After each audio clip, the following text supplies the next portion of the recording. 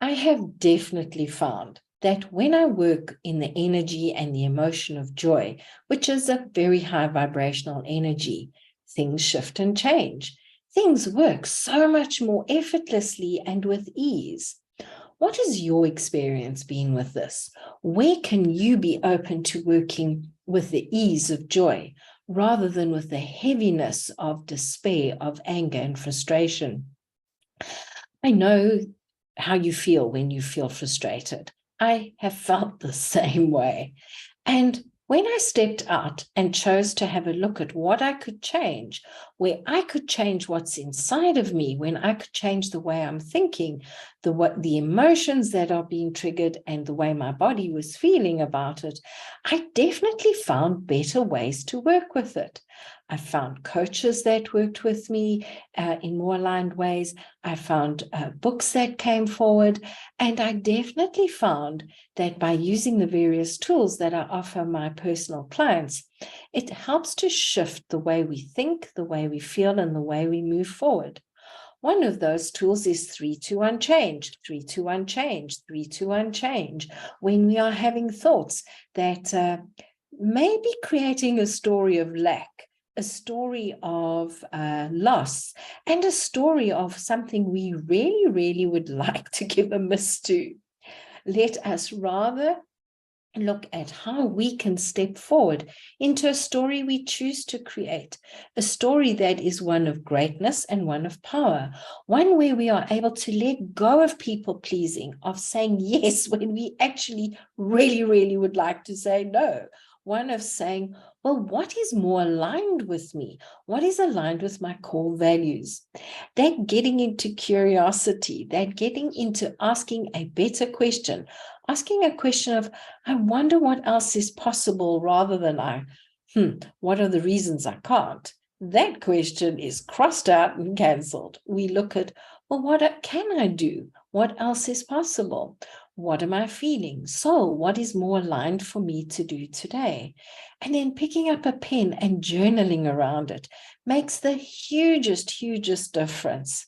For me, I have found that when I go to my journal, when I pick up my colored pens and I just let rip on that paper and I go and burn it, and I come back and I get into gratitude, it is absolutely incredible what shifts and changes. And it's the awareness we have that helps us to tell a story that is so much more empowering, that is so much more effective, and helps us to create what we desire, what we truly would like to have, rather than the poor pity me energy we could be working into in the, wow, look at what I'm creating. Look at what's bringing me joy. Look at what I'm doing that I love, so that even when I do things I dislike, I can get back into that feeling. And this is what working with the feeling of joy brings to us. It brings a deeper understanding of there may be things we dislike doing. And guess what? When we are looking for what is beyond it, when we're looking at what we are ultimately creating, that's okay. We put up with it. We get through it, and we get through it with a better feeling thinking and a better feeling. And this is where joy comes in. Now, I don't know about you. It's not a joy for me to clean up messes. The joy comes when it's done, it's tidy, and I'm able to sit down and work in a much better way. Joy is a choice. Joy comes when we take that feeling of downness and say, you know what? What are you here for? What are you showing me?